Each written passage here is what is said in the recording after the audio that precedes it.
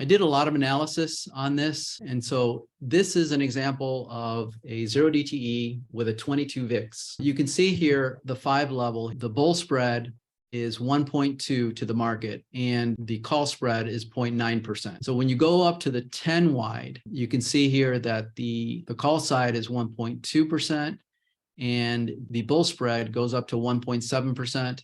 And then if you go to a 15 spread, you go 1.4 to 1.9. And after that, it just really diminishes it. So I know traders that trade 30 wide, but you really don't get the bang for the buck when you do that.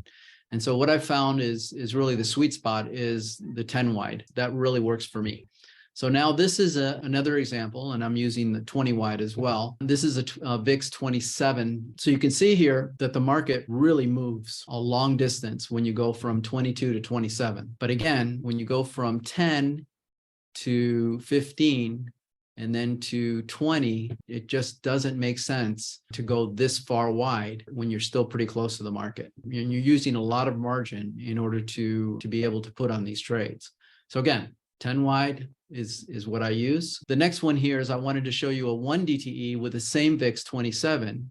And you can see here that actually 0 DTE is further away from the market than a 1 DTE is. So that's really the power of 0 DTE. It defies the volatility that's taken to do this. You would think that, okay, going one more day out would give it a lot more space, but it doesn't. It's actually just the opposite.